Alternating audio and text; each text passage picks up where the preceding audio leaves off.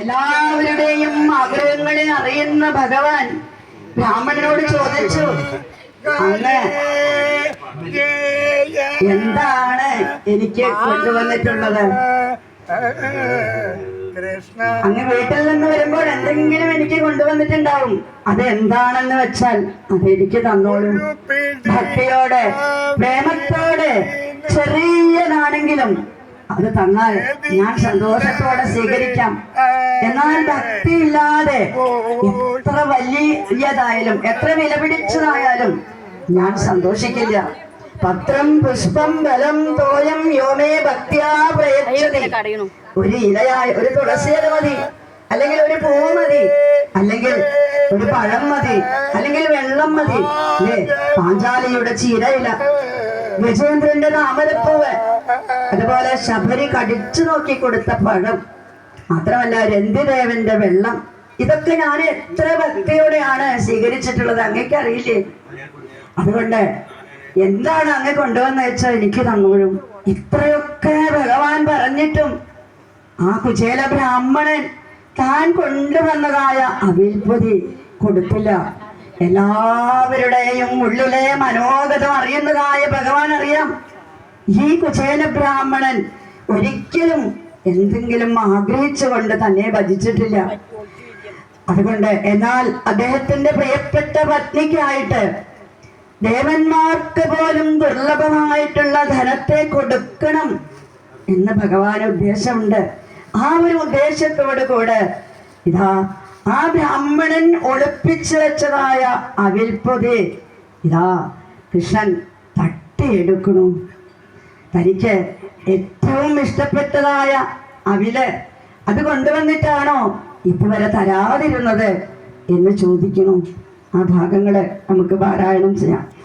ഓം നമോ ഭഗവതേ വാസുദേവായ. അഥ ഏകാശീതിതമോധ്യായ. ശ്രീശുക ഉവാച. സൈത്യം ഗജമുഖ്യേന സഹസ്രം കഥയന്ധരി സർവഭൂതമനോവിഘ്നസ്മയമാന ഉവാചതം ബ്രഹ്മണ്യോ ബ്രാഹ്മണം കൃഷ്ണോ ഭഗവാൻ പ്രസൻ പ്രിയം പ്രേമാനിരീക്ഷണേനൈവ പ്രേക്ഷൻ ഖലു സദാം ഗതി. ശ്രീ ഭഗവാൻ ഉവാച. കിമുപായനമാനീതം ബ്രഹ്മന്മേ ഭവദാഗുഹാൽ അന്യപ്രഭാകൃതം ഭക്തി പ്രേംനാ ഭൂര്യേവമേ ഭവേൽ ഭൂര്യപ്യഭക്തോ ഭഗതം നമേ തോഷായ കൽപ്പതേ. പത്രം പുഷ്പം ബലം തോയം യോ മേ ഭക്ത്യാ പ്രയച്ഛതേ തദഹം ഭക്തിഭഗതം അസ്നാമി പ്രയതാത്മന ഇത്യുക്തോ വിദിതസ്മൈ വ്രീഡിതപതയേശയ പ്രതകപ്രസൃതി രാജന്യപ്രായച്ഛതവാക്മുഖ സർവഭൂതാത്മദിക് സാക്ഷാൽ തസ്യാഗമന കാരണം വിജ്ഞായ ചിന്തയന്നായം ശ്രീകാമോ മാബ്ധൽപുര പത്ന്യാ പ്രതിവ്രതായാസ്തു സഖാ പ്രിയചികിത്സയാ പ്രാപ്തോ മാമസ്യ ദാസ്യാമി സമ്പദോമർത്യദുർലഭ.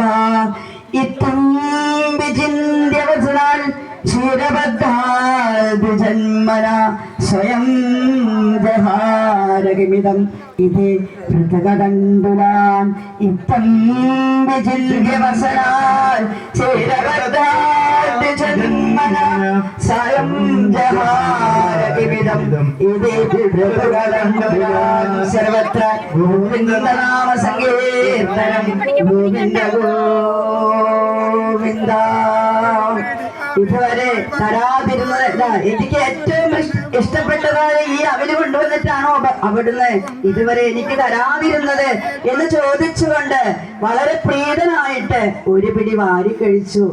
അടുത്തതായിട്ട് ഒരു പിടി കൂടി എടുത്തപ്പോഴ് രുക്മിണി ദേവി കൈപിടിച്ചു, മതി, ഇനി ഈ പ്രസാദം ഞങ്ങൾക്ക് കൂടെ വേണം എന്ന് പറയാണ്.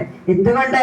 ഒരു പിടി കൊണ്ട് തന്നെ തന്റെ ഭക്തന് വേണ്ടതായിട്ടുള്ള എല്ലാ സമ്പൽ സമൃദ്ധിയും അവിടെ ഉണ്ടായി കഴിഞ്ഞിരിക്കുന്നു എന്നാണ്.